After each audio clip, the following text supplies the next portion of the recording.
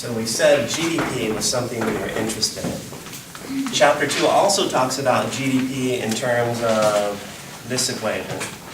So GDP, gross domestic product, the total market value of all final goods and services produced in an economy in a given time period, usually a year, can also be written like this. C plus I plus G plus NX. Does anybody know what those things are? What does C stand for? What does I stand for? What does G stand for? And what does NX stand for? Consumption. Fantastic. So this is consumption. How do you know that? You read the book. Fantastic. So remember my diagram? If you read the chapters, you'll do better in the class. This is true, right? You will do better. You'll get a few more points. Do you remember what I was? Investment. Investment. Fantastic. So this is investment. And I'm kind of thinking of investment here as the investment in plant and equipment. So I'm thinking about the capital stock of the economy. So roads, buildings, tools, things like that is what I'm thinking about here. G? Government purchases. So government purchases. And then NX? Net export. So this is net exports. And do you know how to calculate net exports? Yeah. The value of export and minus the value of import. Fantastic. So this is exports minus imports. So you're right, the value of exports minus the value of imports. So exports are the things that our country produces and sells to other countries, and imports are the things that other countries produce and we import.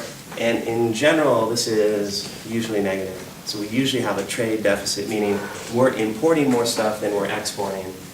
And then we can talk about, well, which components are bigger or smaller in this? And one of the things we historically see is that this thing is about 67% of GDP. So out of that big giant thing we're producing, that $15 trillion worth of stuff, a big portion of that is for consumption. It's for you and I to consume. Another portion is this, roughly about 18%, and this one fluctuates. Government, also about 18%, but that also fluctuates. And then I'm wondering, well, what is the amount of net exports? I don't think I called you. Did you turn in the homework? Oh, was that at the beginning class? Yes. I think I came in a little bit after that. Okay, so that's why I didn't call you. Okay, so net exports. Wouldn't that be negative? Because we import more than we export. It would be. So what was the question? Yeah, what is it? If it's negative, what value is it? 10%, 15%? How do we figure it out?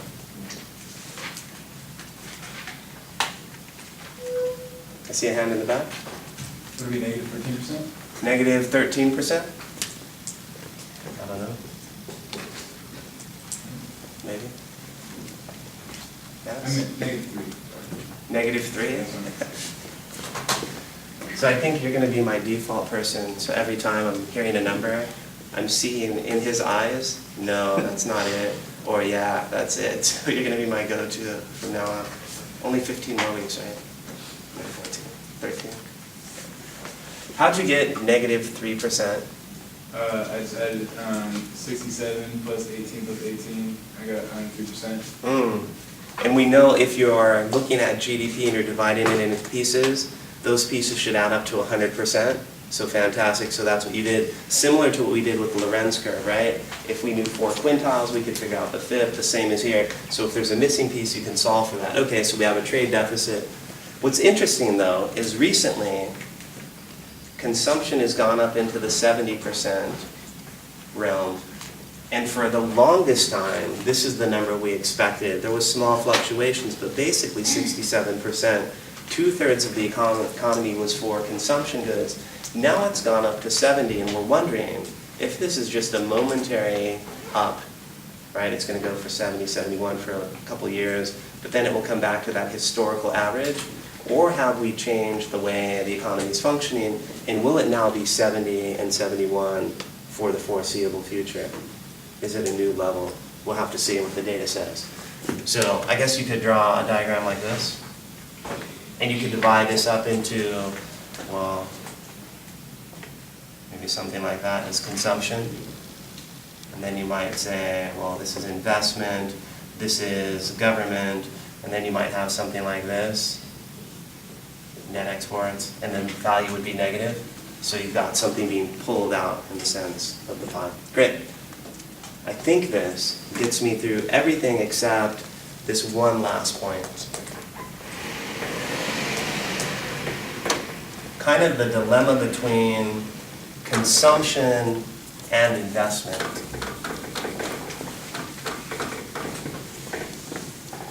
I think we face this tough decision. I think governments face this tough decision. I think businesses face this tough decision between consuming or investing in the future, either on a personal level, government level, or industry level. So I'm thinking I'll go back to my PPC. My production possibility curve shows me all possible combinations of goods and services that can be produced in an economy given the resources and technology. And I can call this investment. I can call this consumption. So I'm looking at these two things. And I could pick any point on a production possibility curve. Both of those points are efficient, so I'd be utilizing all my resources and technology. The makeup of the bundles is different. So this bundle contains a lot of investment, so I'm going to call it investment high. So a high level of investment. And because of that high level of investment, I'm going to have a level of consumption that I consider to be low level consumption. At this point, a different mix of consumption and investment. So here is investment low. Low level of investment, so smaller investment than here. But in return for that, I actually get a higher level of consumption. So this consumption investment decision is about today versus the future. And so if I pick this bundle here, I'm going to have a different outcome in the future than if I pick this bundle here. And I think a lot of us maybe pick this bundle here because we're living right now and we want to consume today, and we really don't know if we're going to live longer and how much longer in the future are we thinking. I think governments are struggling with that same decision too. Do we have consumption in its current time period and low levels of investment for years to come? The implications for how much the production possibility curve will shift out depends on the buildup of capital. So we said, oh, land, labor, capital, entrepreneurship, investment is the capital stock. If we have a higher level of investment, we should expect the PPC to shift out further than if we have a low level of investment, but I still want to consume today. I don't want to consume less. So if I pick this bundle, we might expect the PPC to shift out like that. If I pick this bundle, I will see the PPC shift out further. A very tough decision. I don't think there's any easy answer for this. So on my personal level, I think, oh, should I go out to eat? Should I buy a new car today versus waiting? All of those things. Should I buy a house, right? And I think governments do this too.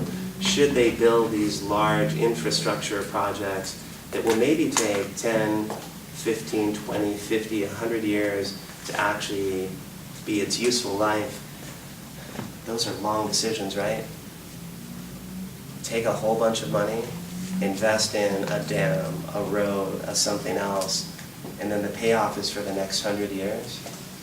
It's a huge investment now. People will say, wait a minute, you could use that money for something else. Currently, we could consume more today. We could do more things today. Why would we do this for the future? Impossible decision, tough decision for governments. And you. Great. So that gets me to the group assignment.